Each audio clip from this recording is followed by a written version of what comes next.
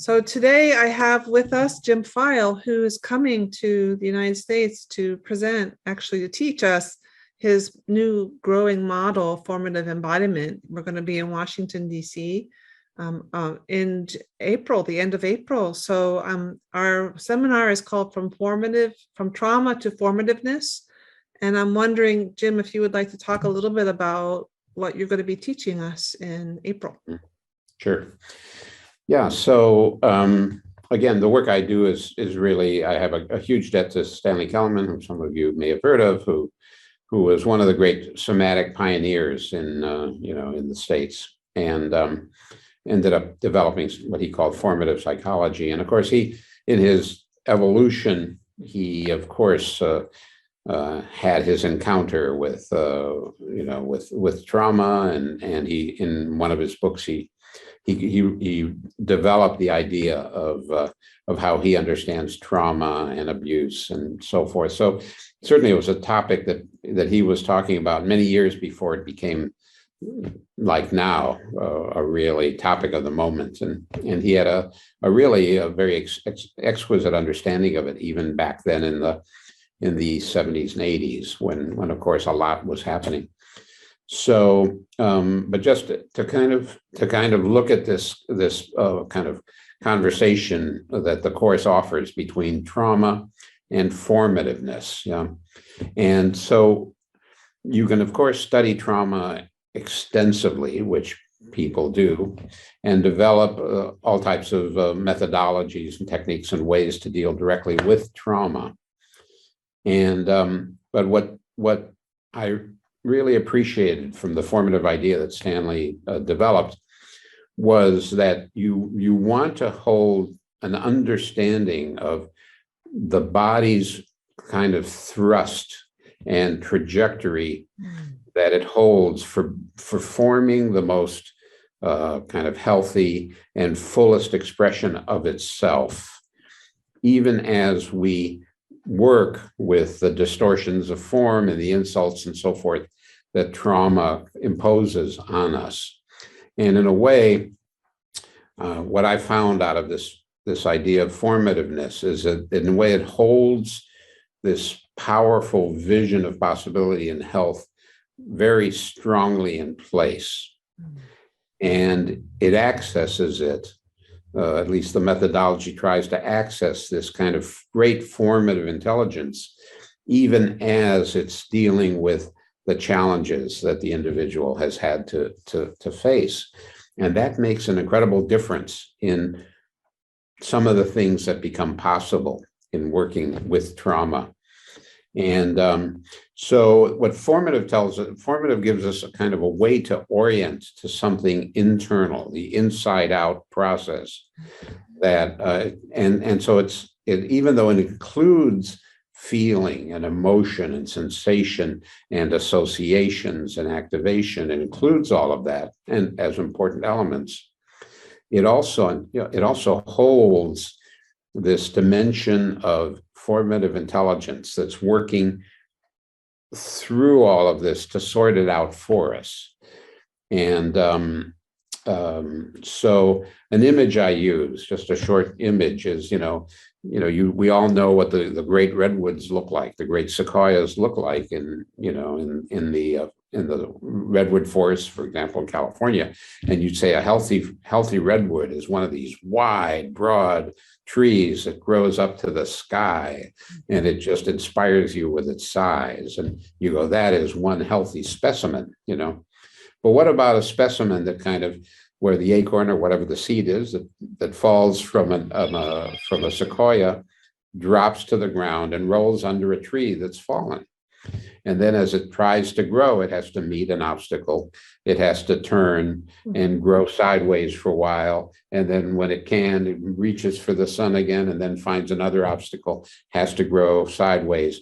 And then in its trajectory of growth, ends up being quite short, not very broad, kind of gnarled and limited in its form. Mm-hmm.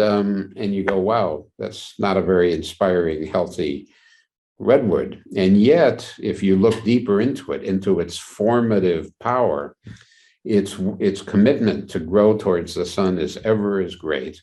And in a way, its own kind of gnarled, torturous form is a signal, is an image of its health, Yes. of its commitment to grow to the sun, of its commitment to grow as large as it can.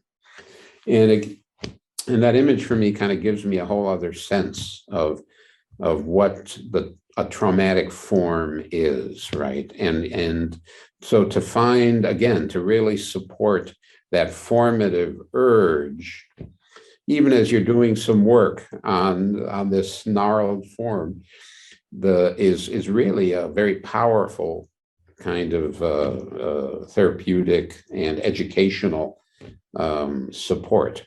And so in a way, with the formative intelligence, you're working with that part of that's inherited, that's biological, genetic, and so forth, that's got a continual lifelong commitment to maximize the potential in that form. Mm-hmm. And so maybe that gives you a little bit of a sense of how this orientation, the formative orientation, kind of has a slightly different doorway from the way a lot of other trauma work develops. And so of course we are, we work with all of the, certainly a lot of the elements that are understood in the traumatic world. The polyvagal theory, of course, is a wonderful theory, and very useful and very relevant. And Keleman actually had his own version of it in a way back in the 80s, but not as developed and not as refined as, of course, Stephen Porges developed it. And so when you have a kind of a formative orientation, your work shifts a bit, and so that's a little bit of what we want to bring in, and as I've said in other moments, the formative orientation has a lot to do with how we behave. And of course, we understand trauma affects behavior, affects beliefs, it affects self-esteem, it affects how quickly one is triggered. It affects all of these things. And of course, we all have an interest in finding ways to manage and reshape and reorganize all of these trajectories that have developed in us that take us into places that aren't very useful. And so that's in a real nutshell what we try to do with formativeness. And so we work a lot with behavior in a very particular way to allow the deep formative intelligence to in a way help us reorganize these trajectories that have developed in us from our experience. And I think, like anything, you have to experience it, watch it work to really understand it. But I think that gives you a very short kind of metaphor and image of what we're trying to do with this work. So I think it is a beautiful bridge between what's becoming more classic traumatic work, which has so much information and so much value, but it also gives it a twist that I think, adds actually a certain kind of efficiency to the work, which is incredibly useful. Yeah, I do. I felt it myself, working with you and really feeling the moments of where you meet the client right where they are, or the patient, however you frame it, and then allow all these layers to work with your facilitation. It's really a beautiful thing. And I like this image of the tree. We are like trees growing toward the light and helping to reorganize our energy so that we can be more efficient and have happier lives, deeper connections, no matter if we're gnarled or we're straight. Right, exactly. The beauty of the gnarled, right? It is. I love those kinds of trees. They're my favorite ones. Yeah, right. More interesting. Thanks for coming in today, Jim, and continue. We'll talk more about this. Great. Okay. Thank you, Kate. Great.